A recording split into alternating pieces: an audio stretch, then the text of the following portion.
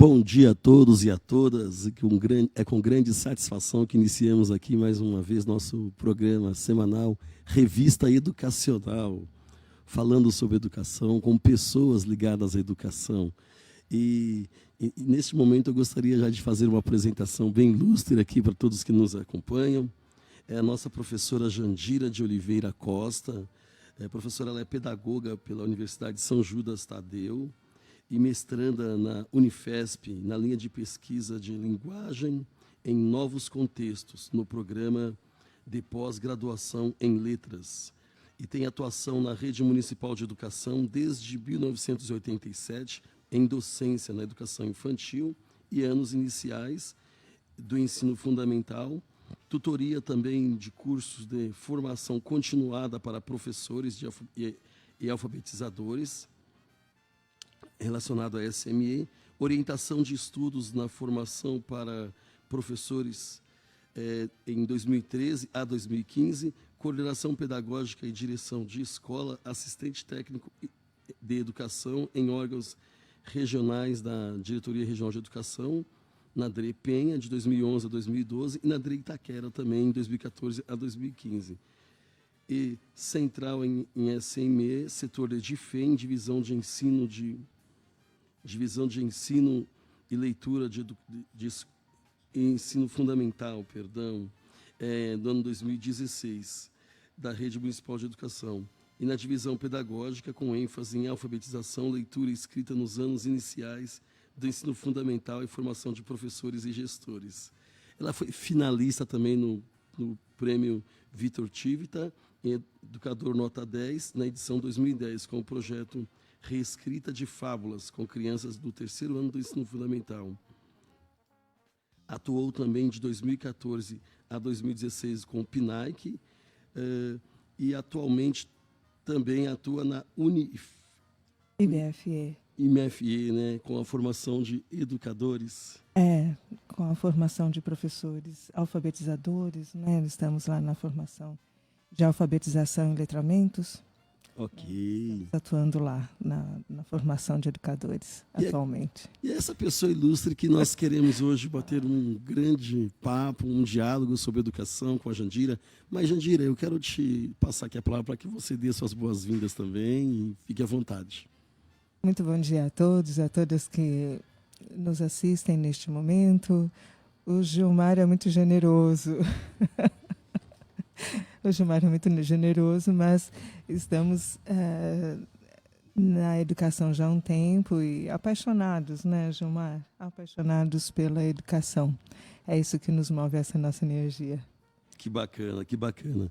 E, professora Jandira, eu gostaria de aproveitar já início aqui, aproveitar muito bem esse período que nós temos aqui e já iniciar um pouquinho aqui. Jandira, como foi essa trajetória para que você chegasse na educação assim? Como que foi esse processo aí? Você pode falar um pouquinho para a gente? Claro, com muita alegria. Bem, eu venho de família simples, Gilmar. Nós não temos, na nossa família, nós não tivemos formação literária, formação acadêmica, né? Meus pais são ribeirinhos do Rio São Francisco, né? Do interior da Bahia. E na minha trajetória escolar, eu tive uma boa formação, bons resultados no primeiro ano. Entretanto, no segundo ano eu bombei. Não cheguei a repetir, mas eu não tinha um bom desempenho no uso da linguagem. Então, minhas produções de texto eram assim, pífias, eu não tinha condições e a professora sempre escrevia: precisa melhorar, precisa melhorar, precisa melhorar. Ok, precisa melhorar. E aí? O que eu faço com isso? Bem, os anos se passaram e eu fui para a docência. Confesso que no primeiro momento eu não era apaixonada pela educação, mas entrando na educação eu me apaixonei. Me apaixonei pela educação e iniciei atuando num colégio particular em Guarulhos, Colégio Virgo Potens em Guarulhos, mas logo me envolvi e fiquei buscando outras possibilidades também na esfera pública, né? Então, entrei na Prefeitura de São Paulo, também estive no Estado, mas não permaneci. E na Prefeitura de São Paulo, nós tivemos vários cursos na formação continuada. Então, já, como eu entrei novinha na rede, né, entrei há muito tempo na rede, eu ainda pude participar de um tempo com o professor Paulo Freire como secretário. E nós tivemos vários cursos de formação continuada. Dentre eles, o curso Além das Letras, Por Trás das Letras, que trouxe essa ressignificação da linguagem, do tratamento didático dado à língua, à linguagem no ensino. E daí foi que começou este processo de transformação. Não é? Porque na nossa base, na nossa formação inicial, nós temos muitos elementos. Eu fiz magistério ainda, né? Ainda do magistério, Gilmar. Magistério, faculdade, fiz faculdade na São Judas, tivemos muitos elementos importantes, mas a formação continuada foi determinante para isso, para esse deslocamento conceitual, né? Tendo como foco, no tratamento especialmente dado à língua portuguesa, né, a questão do discurso, a linguagem em uso, a questão do significado, né, uma língua viva, não tratamento da língua pautado em normas, em regras, como nós tivemos aí na história da educação e no Brasil. E daí não parei, né?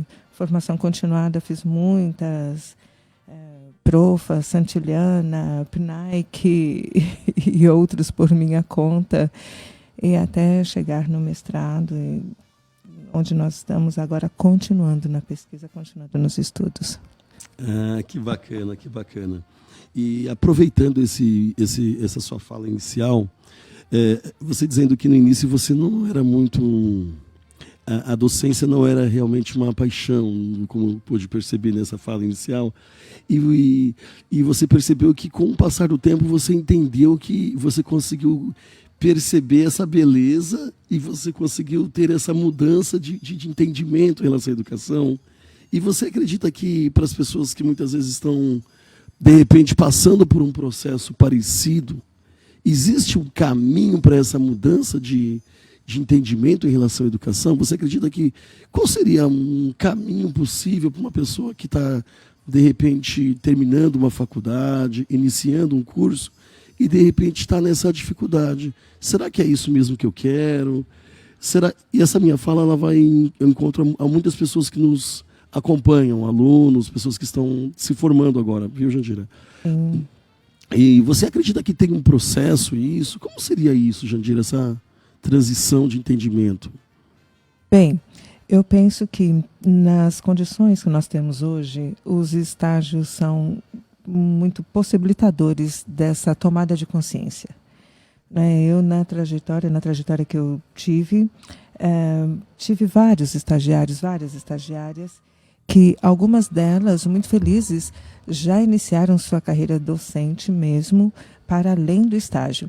Entretanto, tive outras também que se desligaram, que perceberam naqueles momentos de participação ali nas aulas, de participação, de vivência, de interação conosco, com todos os segmentos da escola, com as crianças, já tiveram um entendimento ali que aquela realidade, aqueles contextos, aquele universo não dizia para elas, não construía, não dava as respostas que ela queria para a vida dela.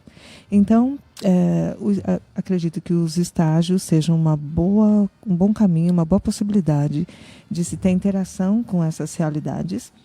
E também, como Paulo Freire, né, nos deixou, né, tanto o legado de Paulo Freire é imenso. Paulo Freire, e como outros também, dizem muito da conscientização. A partir do momento de que nós nos conscientizamos de quem nós somos, de onde estamos, o que nós estamos fazendo naquele lugar, quem sou eu naquele lugar. O professor está ali na escola, né? Mas qual é o papel do professor? Qual é a função da escola? Qual é esse lugar social? A partir do momento em que nós temos essa conscientização, então nós abraçamos, nós nos inteiramos, nós nos responsabilizamos com os outros, porque a educação é um campo de responsabilidades compartilhadas, né, nos vários níveis, nas várias esferas, ou se não houver identificação, então aí cabe a cada um, né, buscar mesmo onde se realiza, a área que busca, a área que responde os seus anseios, né, as suas expectativas.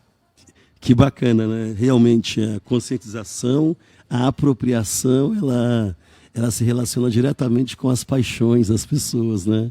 E a educação, ela parte por esses caminhos, por esses princípios aí.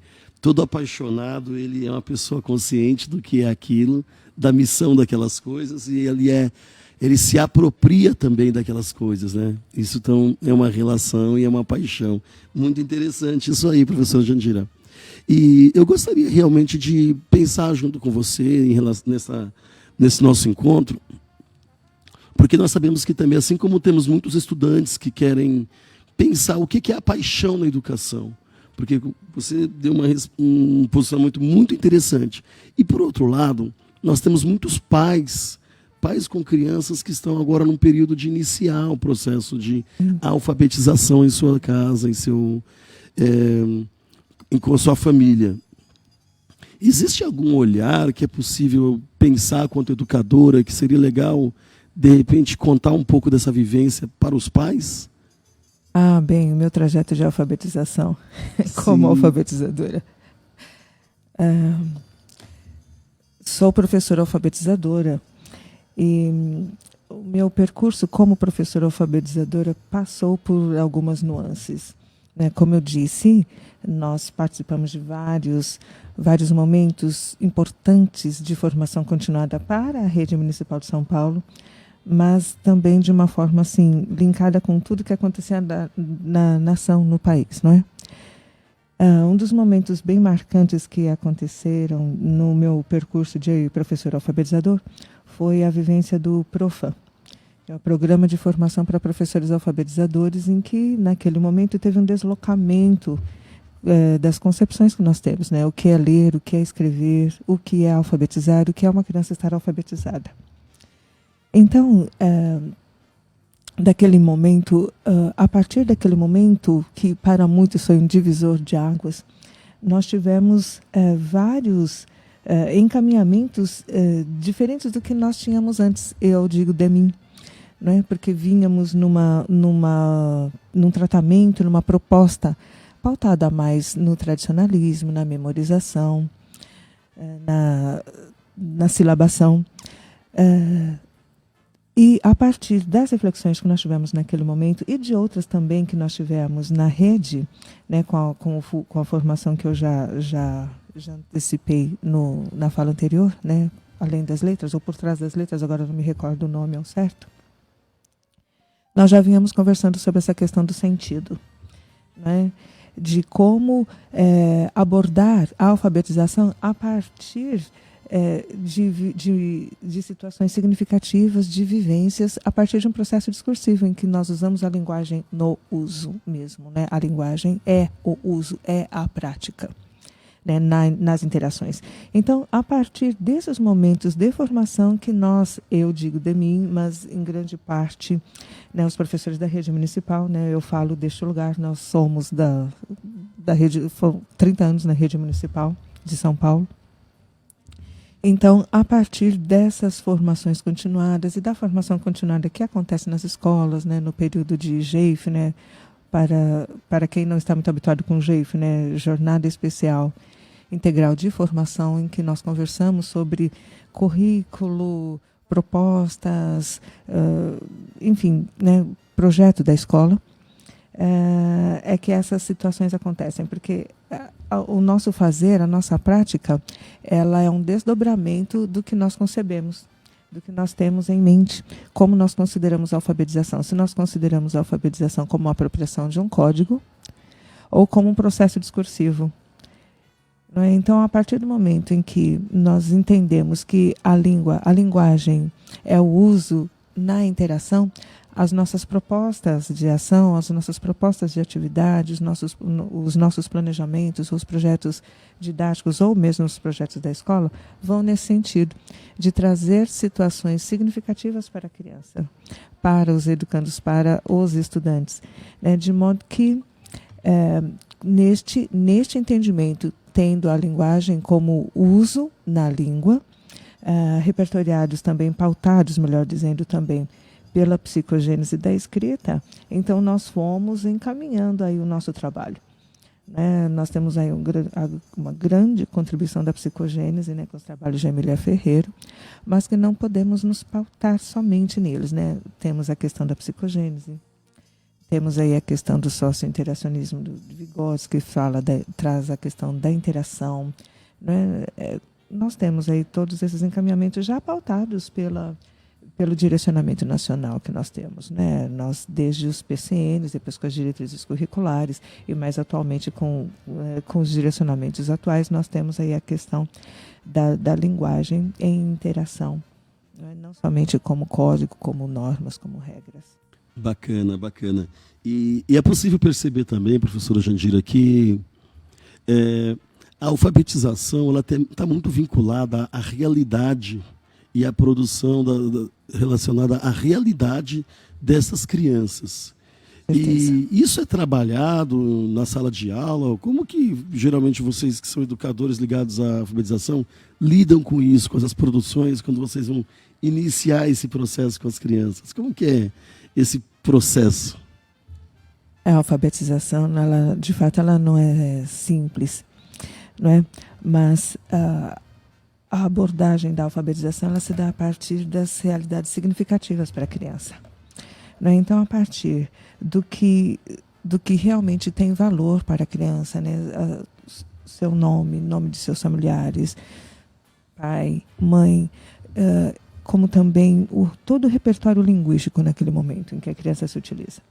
Ora, nós sabemos que a criança se manifesta, interage com as pessoas, com o mundo, muitas vezes pela brincadeira, em grande medida pela brincadeira.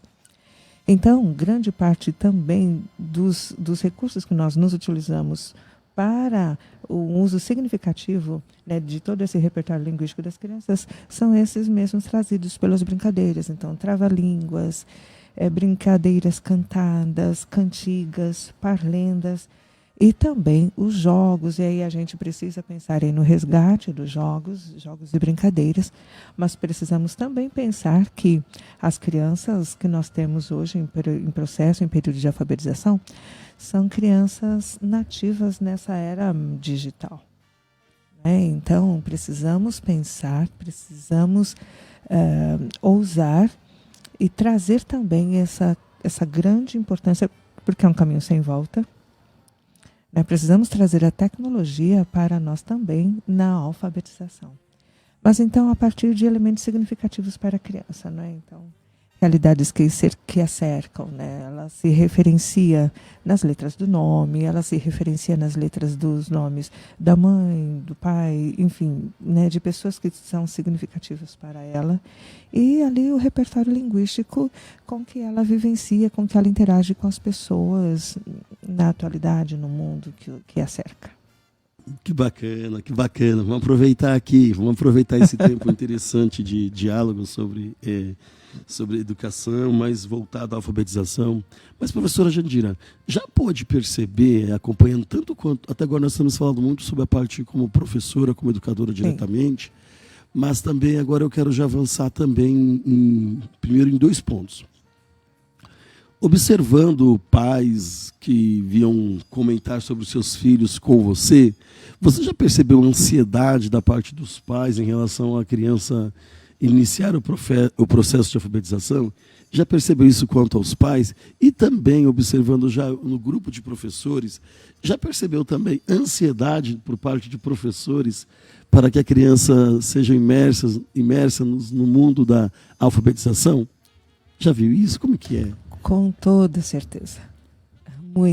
Muitas vezes, isso é muito recorrente.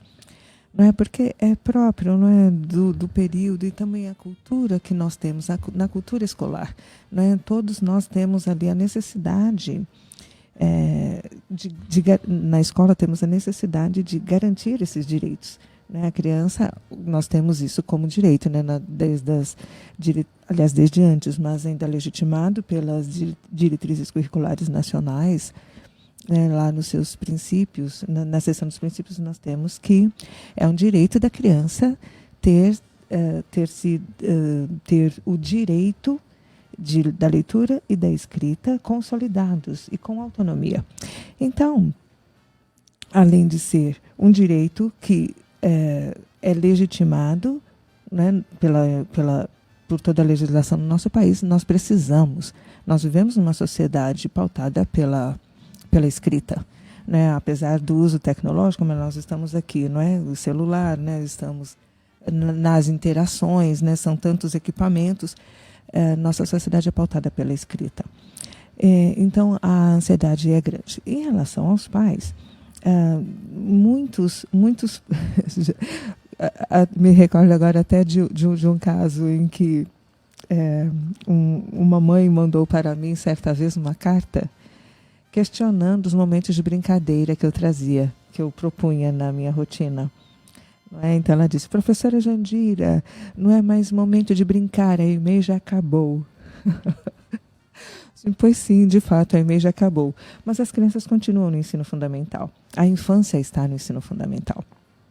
Bem, mas essa questão, então, dessa ansiedade dos pais, a ponto até de mandar cartinhas para os professores ou entrar em contato com a coordenação pedagógica, buscando, querendo, exigindo mais respostas das crianças em termos de aprendizagem do sistema de escrita alfabética, ela acontece em grande medida. Agora, o que nós precisamos fazer é trazer ao conhecimento dos pais quais são as nossas propostas de trabalho, qual é o projeto da escola, como a escola está pensando em trabalhar a alfabetização e como cada professor abarca, trabalha, propõe, organiza o seu trabalho, planeja o seu trabalho com a alfabetização naquela turma. Isso tranquiliza os pais. Neste caso, por exemplo, desta mãe que me mandou uma cartinha, foi uma cartinha, eu digo cartinha, mas foram algumas páginas. Imagino. Ela se tranquilizou e muito na reunião de pais. Então, na reunião de pais, nós expusemos qual era a nossa proposta de trabalho, qual era a nossa metodologia de trabalho, como os pais podiam interagir, como os pais podiam trabalhar também com as crianças neste processo, como envolver os pais nas atividades aos finais de semana, com leitura em casa, empréstimo de livros, dentre tantas outras possibilidades. E também trazendo aos pais a realidade de que as crianças têm tempos e ritmos distintos. Né? E cada criança aprende de um jeito e num ritmo próprio. Né? E em relação aos professores, né, estando na coordenação pedagógica ou na direção, ou mesmo, né, como assistente técnico de educação na DRE, daí a nossa conversa gira em torno dessas questões mesmo, dos tempos e ritmos das crianças no ciclo de alfabetização. Por isso pensar, né, a progressão do ensino, a progressão das aprendizagens, né, a questão importantíssima, né, da identificação dos saberes das crianças e o monitoramento de todo esse processo. Né? Como é que nós nos utilizamos de instrumentos ali que nos dão pistas, que nos indicam o avanço, a construção dos conhecimentos, a consolidação dos conhecimentos ou não, aqueles que ainda estão lacunares e onde nós precisamos intervir. Precisamos, então, a partir de todos os dados que todos esses instrumentos de avaliação da aprendizagem nos dão, para monitorar, para intervir, para resgatar, para completar ali os conhecimentos lacunares naquele momento e seguir adiante. Então, mas a ansiedade, especialmente nos primeiros anos, ela é bem frequente com os pais e os professores, mas aí a questão de entender os processos, de entender os ritmos, de entender que na avaliação nós precisamos pensar, né, desta forma discursiva e pensando aí nas intervenções, monitorando aí a aprendizagem, o processo de ensino, o processo de aprendizagem das crianças. Puxa vida, que bacana pensar essas possibilidades, né? Desculpa. E eu quero aproveitar também ainda para a gente refletir a respeito do desafio que é a alfabetização nos diferentes ambientes e nas diferentes possibilidades. Você já teve casos onde você pôde perceber que a falta de contato com a linguagem por parte da vivência da criança ao longo dos anos, através de uma família, fez diferença na hora do processo de aprendizagem? Como você já conseguiu perceber crianças que, pelo fato de elas não terem um processo de comunicação mais amplo ao longo da sua trajetória familiar, e você sofreu isso na hora de trabalhar o processo de alfabetização com aquela criança? Já passou isso com você ao longo do seu processo quanto educadora, nas diversas possibilidades que você teve, professora Jandira? Já aconteceu isso? Sim, já tivemos aqui alguns casos, algumas situações distintas, mas eu gostaria de trazer aqui algo que foi bem marcante na minha trajetória, na minha jornada, que foi quando nós tivemos na escola em que eu estava no momento uma turma com multirrepetentes. Na maioria eram garotos, né? Era uma turma reduzida, então eram 21 garotos e 4 garotas. Naquele momento, na rede, nós chamávamos esse projeto de PIC, Programa Intensivo do Ciclo. Precisávamos aí realmente de muita intensidade, de projetos intensivos mesmo para recuperar as aprendizagens daqueles garotos e garotas. E aí foi um desafio muito grande para mim naquele momento. Foi em 2008 isso.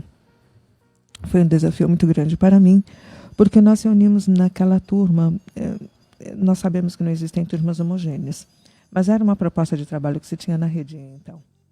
E aí, qual foi o que nós fizemos? Eu tive todo o apoio, né, da equipe gestora da escola, né, e foi nesse sentido mesmo, né, de trabalhar com o apoio de todos os segmentos ali que nós tínhamos. E naquele momento, então, o que nós refletimos? Que todas as experiências escolares que aqueles garotos e garotas até o momento haviam passado, elas não tinham produzido significado satisfatório, suficiente na vida daqueles garotos e garotas, né? Então, é aí que nós pensamos, bem, precisamos ressignificar, né? E não podemos nos pautar nas lacunas, infelizmente, nas situações lacunares que eles tinham, porque já vinham de situações vulneráveis, já vinham de situações sofríveis, já vinham de vários fracassos. Então, se nós temos essa realidade, o que nós precisamos? A professora, a escola, os sistemas, precisamos cada vez mais subsidiar esses garotos com elementos, né, com leitura, com possibilidades de leitura, com possibilidades de escrita, com possibilidades de vivências inúmeras, né, pelas várias linguagens, né, e trazemos aqui também, né, a arte, a educação física, as tecnologias. Precisamos trazer ao máximo de possibilidades para esses garotos e garotas se apropriarem de todo esse conhecimento construído pela humanidade, né? Então, naquele momento, em 2008, nós fizemos isso. Foi um processo assim bem diferente, porque precisamos nos reinventar, e daí trabalhando de forma com que o interesse deles pudesse trazer significado e pudesse guiar as aprendizagens. Então, o que eles sugeriam fazia parte do nosso planejamento. Então, foi um planejamento totalmente diferente, pautado no que eles traziam. Foi muito interessante, nós tivemos avanços muito significativos e importantes. Do mesmo modo, também tivemos alguns alunos que, em outras turmas, em turmas regulares, que, apesar de toda a diversificação, né, de todo o trabalho, porque nós precisamos acompanhar, precisamos pensar na progressão das aprendizagens enquanto classe, enquanto turma, mas também na progressão das aprendizagens de modo individual, de cada um. Né, e tivemos também alguns casos em que garotos e garotas não tiveram um desenvolvimento assim como as outras crianças tiveram desenvolvimento olhando para ele mesmo, comparado consigo mesmo. Entretanto, ainda há algumas outras questões que não foram de natureza pedagógica, né, influenciaram, impactaram o desenvolvimento desses garotos e garotas, mas que eram acompanhados por outras equipes, né? Mas aí não é o caso da nossa conversa agora, né? Eles seriam, né, então acompanhados aí pelo NAPA, pelo Cefai, mas além desses casos, é muito importante a gente trazer aqui para a nossa conversa a questão das aprendizagens significativas, né? A questão do professor como mediador, a questão da curiosidade. Paulo Freire diz muito da curiosidade. A curiosidade que gera o conhecimento, né? Pedagogia da autonomia. Que bacana, que bacana. E você falando sobre essa busca, né? E nós temos sempre aqui no nosso programa um tempo do programa que nós falamos sobre o nosso momento poético, onde nós chamamos um pensamento a respeito de uma poesia ligada à educação e refletindo sobre o tema. E nós trazemos hoje aqui o poema A Centopeia, de Marina Colasanti. Quem foi que primeiro teve a ideia de contar um por um os pés da centopeia? Se uma pata você arranca, será que a bichinha manca? E responda antes que eu esqueça. Se existe o bicho de 100 pés, será que existe algum de 100 cabeças? E eu acredito que esse texto de Marina Colasanti, ele conversa muito com o mundo da alfabetização, não é isso, professora? Sim. E aí já vamos fazer uma conversa da Marina Colasanti com Loris Malaguzzi, As 100 Linguagens da Criança, né? Que ele diz isso, esse mundo de 100 cabeças que a Marina Colasanti traz, né? Loris Malaguzzi traz aí na questão das 100 linguagens da criança, né? A criança pensa de maneiras tão diversas e na escola nós precisamos aproveitar, precisamos dar possibilidades para que a criança se desenvolva e nós, enquanto educadores, precisamos fazer com que fluam nas nossas condições didáticas, nos nossos planejamentos, no tratamento que nós damos, não é? Que flua o desenvolvimento dessas linguagens. Porque se nos pautarmos como dantes, né, se pautava o tratamento na alfabetização, nós vamos priorizar somente uma linguagem, a linguagem escrita. Né? Então, precisamos, é função da escola, não é, garantir que as crianças tenham consolidado e construído, né, a leitura e a escrita, eles precisam estar alfabetizados. Entendendo a alfabetização, como nós temos nos documentos oficiais, não só como apropriação do sistema de escrita alfabética, né, mas ler com autonomia, escrever com autonomia, né, conseguindo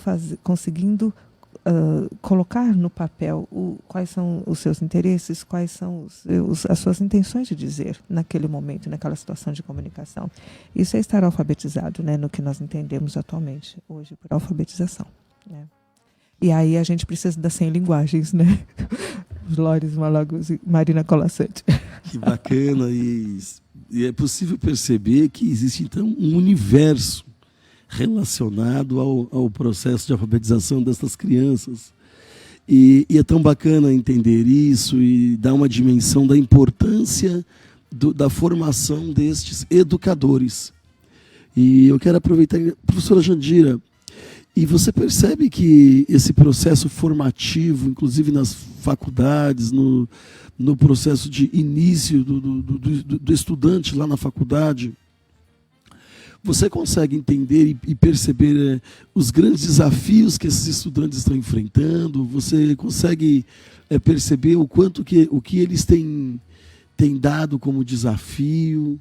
E até mesmo dizer alguns caminhos e pensar possibilidades para eles, porque eu percebo que o estudante ele passa por um período de grandes perguntas, grandes pontos de interrogação, caminhos a seguir. Como é que você tem visto isso, professora Jandira? Nós estamos num período bem complicado, bem difícil, diria, né, em relação à formação docente, porque precisamos ressignificar muitas questões. Como já dissemos anteriormente, né, nessa mudança conceitual, que nós temos aqui na educação no Brasil, em termos de orientações oficiais, em certa medida, e medida considerável, né, muitas questões ainda precisam tomar corpo, né, na escola, especialmente no que nós estávamos dizendo das questões da abordagem discursiva, da alfabetização como processo discursivo.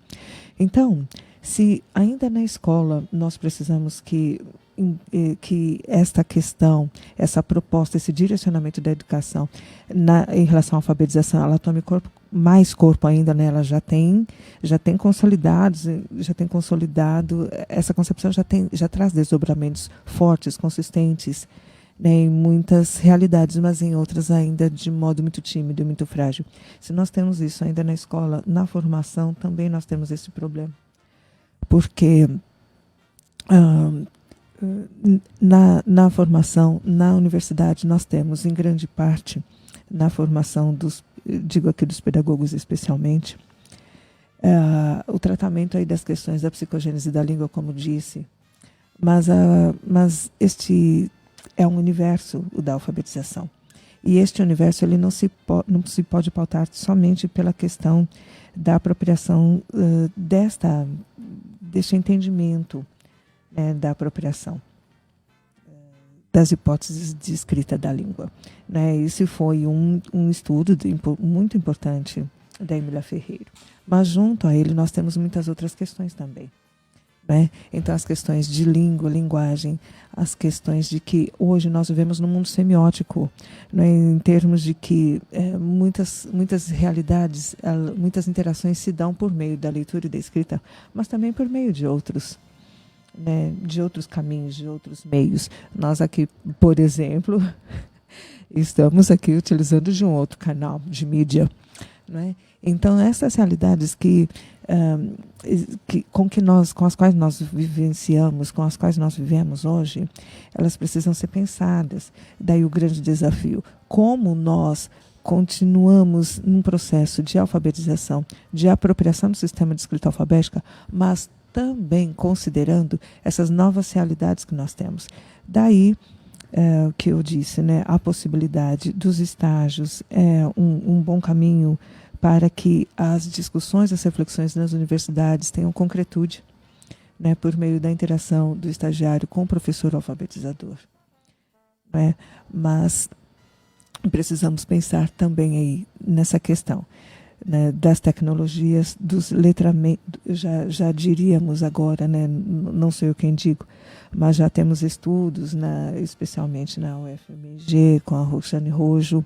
Ela trabalha bastante essa questão, ela traz muito essa questão dos multiletramentos. Então, hoje, nossas crianças, né, nós chegamos na sala de aula, muitos deles estão lá, né? Hoje nós temos muito da tela touch, né? Então simplesmente passa o dedo, né, buscando o que precisa, né? As crianças hoje, na primeira infância, convivem com celulares, equipamentos de última geração. Então, esse é um grande desafio posto a todos nós. Mesmo nós que já temos uma trajetória, né, Gilmar? Com certeza, com certeza. Mesmo nós que já temos aí uma bagagem, mas precisamos olhar para esse horizonte. É como Cora Coralina falava, né, num dos últimos textos que ela escreveu, que eu vi. Ela dizia, né, que havia mais horizontes nos olhos do que cansaço nas pernas. Então, nós temos muitos horizontes para olhar, além dos cansaços que nós, porventura, temos já acumulado. Isso é uma grande realidade, né?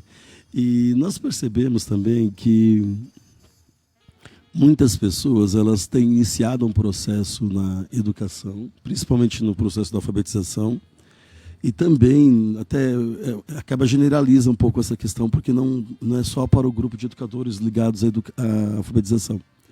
Muitas pessoas estão iniciando uma carreira docente e essas pessoas elas estão encontrando alguns desafios e, ao mesmo tempo, algumas estão até pensando quanto ao futuro, professora Jandira. Pensando se está ocorrendo a dúvida se, poxa vida, se continua ou não continua nesse processo de relacionado à educação, ao magistério, ao ensino. Temos escutado muito isso entre jovens recém-formados dessa continuidade.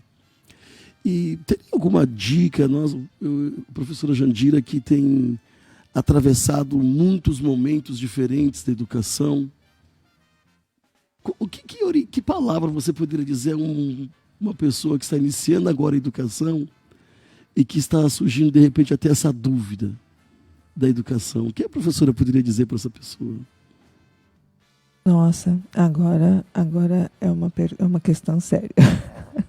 Porque, de fato, nós estamos num período assim bastante turbulento. E a questão que nos atravessa essa imprevisibilidade que nós temos no quadro atual. Mas o que nós podemos dizer, não é? A carreira docente, ela é de suma importância, é claro, de suma importância. E quando nós estamos falando aqui, né, da trajetória que eu trouxe, de toda a ampliação, a ressignificação, a refacção, né, dos conhecimentos nossos, dos docentes, como das escolas, como nas redes, nós estamos falando de políticas públicas, não é? Quando nós falamos de educação, estamos falando de políticas públicas, não é? Então, nós precisamos mesmo, né, pensar que na carreira docente, para além da formação, nós precisamos, né, que a valorização docente, ela de fato aconteça, né, em termos de nação. A valorização docente, ela precisa acontecer em termos de nação, não é? Porque são tantas as realidades, né, que nos afligem, e a forma como a conjuntura educacional hoje, né, é permeada por tantos problemas, né, nós temos muitas fragilidades, né, nas várias redes, né, seja na rede particular, municipal, estadual, enfim, nas diversas dimensões, nas diversas instâncias, nós temos fragilidades, dificuldades, obstáculos. Agora, o que nós pensamos, né, a formação, a valorização da carreira docente. E a valorização da carreira docente, ela vai pela formação inicial e pela formação continuada, mas também pela questão do valor da aula, né, da remuneração desse professor. Como é que nós podemos ter uma aula de qualidade, né, tendo professores tendo de se deslocar de uma escola para outra e depois para outra, né? Nós sabemos que a docência, ela não é como o trabalho que nós temos numa loja, por exemplo, né? Você vai trabalhar, quem trabalha na loja, não desmerecendo, imagina que isso, mas são realidades diferentes, né? O trabalho no comércio acontece ali, a pessoa vai e trabalha, né? Mesmo que haja alguns desdobramentos, alguns outros trâmites. Preparo, né? Sim, preparo e pós-vendas, mas a dimensão do trabalho docente, ela é muito grande, precisa ser considerada, né? Porque para uma pessoa dar aula, né, que ela vá dar aula, no momento em que ela chega na sala de aula, muito trabalho já aconteceu anteriormente.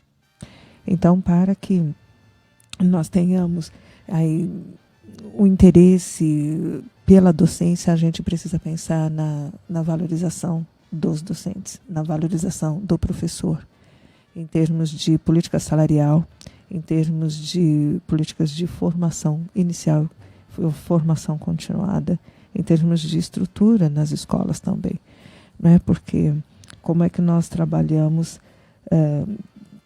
em realidades que não têm condição, né? Eu digo de estrutura física, de zeladoria de escola mesmo, né? De prédios, de manutenção, de equipamentos. Então, são várias questões que interferem no interesse pela docência. E, no início da docência, no desafio. Será que vou? Será que não vou? Meu Deus, olha isso. Será que eu vou dar conta de dar respostas, né, nessa interação entre os professores e estudantes que está tão fragilizada, está tão agressiva?